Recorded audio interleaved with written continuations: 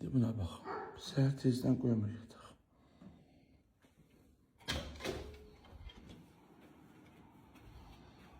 Ne baş verir? Ne olub? Bilmək olar səhər-səhər ne olub? Niyə qoymursan 6-cı gündür yatım? Hə? Cavab verdi, niyə? Niyə? Gəl bura görüm. Niyə? Gəl bura görüm. Nədir, darıxırsan? Kimin üçün? Gəl bura görüm.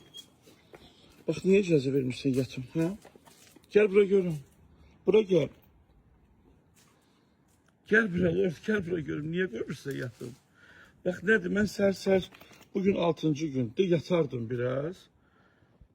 İşe getməmişəm. Niyə icazə vermirsən, hə?